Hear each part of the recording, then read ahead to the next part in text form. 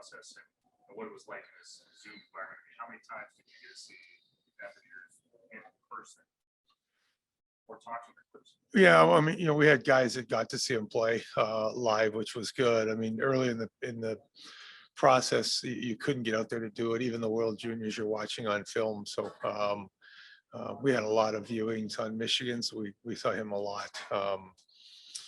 It's just the environment we were in, and you do what you have to do. So it's whether it's TV, whether it's video, whether it's trying to catch a game live. But we're really pleased we got Matty's. He's the kind of guy you want to start your franchise with. He comes and plays hard every night. Great kid, lots of character, good skill set, good speed, and you know what you're going to get from each and every time he steps on the ice. Did you get approached at all about perhaps trading? Yeah, I mean, people poking around, but we felt we were in a real good position at 2. If Buffalo, went in one direction, we had another guy. If they went in a different direction, we had another guy. So we just felt we were in a pretty good position. Once the lottery fell, we moved up to 2. We were pretty comfortable staying where we were. I know a lot of people have been wondering in the last 48 hours about side deals related to the expansion draft. You haven't won. Are you done with side deals? Well, I mean, you can always make trades moving forward. So we don't have any in our pocket right now, but there's still potential to do those things as we move forward for sure. Darren? Thank you. So, Ron, today there are opportunities to take 3 different players from Michigan. Obviously, only 2 of those are available to you. How big of a moment is that for one program to produce 3 top 10 players? Well, I think the most guy excited in our room was probably Jason Botterill because that's his alma mater. So he was pretty fired up. But no, I mean, they had those 3 guys. Hughes is actually going there in the fall as well. So 4 of the first 5 are Michigan guys, which bodes well for their program, especially next year for sure. And Matty Beniers was asked about his playing style being a bit similar to yours. Do you see some similarities in his style to the way he played? I wish I could skate that fast when I played. No, he's a terrific kid, and I was never a fast skater, but I think Matty skates a lot better than I do, and I like his compete each and every shift. So we're really pleased we got him in our organization. And how focused are you going to be now for tomorrow? How focused are you going to be on filling out positions as opposed to just being the best players? Well, it'd be interesting. You look at it here, there wasn't a lot of defensemen taken in the first round. So we'll have a meeting right now. We'll probably work for another hour and a half, reassessing our list and tweaking if we need to a little bit. But, in the position we're in, we need good players. So that's sort of our priority at this point.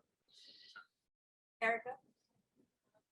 Ron, Matty Beniers talks about wanting to build up his size a little bit. That's one thing that he's focused on moving forward. Even maybe thought to, from Seattle Kraken perspective, would you like to see in his development over the next several years? Well, I think the biggest thing with us is when we draft a player, we don't leave him on his own, right? So we have our strength and conditioning team. We'll be working with him. I'm sure he's got a lot of that stuff at Michigan, but our guys get in there making sure that the nutrition is right, making sure that he's doing the right, weight routines and cardiovascular routines. So we'll be on top of that. We try and give our players every opportunity they can to reach what they want to do. Let's play with the Seattle Kraken jersey on. And there's been a lot of comparisons to Beniers' game and how you play. But what advice would you give to Matty or anyone coming through the draft if they want to have a long and successful career? I mean, I think you got to enjoy this, right? Like this, it's a high pressure job. There's a lot of pressure on you, and you have to enjoy every time you come to the rink. It has to be fun, and you put in the work. Be a good teammate, work hard every time you're on the ice. But as you're going through that process, you got to try and have fun because it's a great job. It really is. Any more in-person questions? I just have one more. Go ahead. I think you had said something on ESPN during the broadcast about your plan with Beniers in terms of goes back to school. Is there anything more you could say about what your plan will be going forward? Yeah, I mean, we'll have that conversation with Matty. I mean, I know when we did the interview, I think I think they're looking at it, Owen Power, Matt Beniers, Kent Johnson, Luke Hughes, they think they got a chance to win a national championship. So I think, in their minds, maybe it's best to go back and play. We'll have that discussion with Matty and we'll make the decision we think is best for him. All right, we'll go ahead and go to the same portion. Let's go Ryan Clark. Hey, Ron, two-parter. The first is, when it comes to looking at Matty and the decision, what are the things you look at? And two, you've been in a situation before with Noah Hannafin where he played 1 year at Boston College and then he made the jump to the NHL. What were those things that Noah did that made you comfortable? And do you see some of those things in Matty, or is it different because one's a forward and one's a defenseman? Well, I think the first question, a big part of what we look for, not only is a good player, but we look for character. We think Matty exudes that. He was just comes from a great family. Everything we hear about him and found out about him says that he has that character, which we're looking for, which is important. The fact that, you build your organization, it's centers, it's defensemen, it's goaltenders, you try and build up the middle. The fact he's a centerman, we're really excited about as well. As you go through the expansion draft, when teams get to protect 7, they normally protect their top 2 lines, and then they protect their third line center just because that position is so valuable. So it's harder to get centermen into your organization, and it takes time to develop them. So the fact that he's a centerman was a bonus for us as well.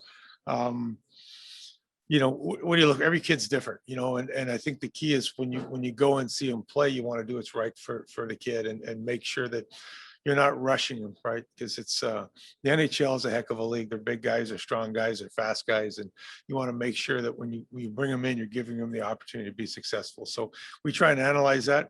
One of my first jobs in Carolina was sort of player development, and that was my call. I had to make a decision on whether we left the kid in or we pulled him out. Some we left in for 2 and 3 years, some we pulled out after 1. And it's not an easy decision, but you always do it with in mind what's best for the kid.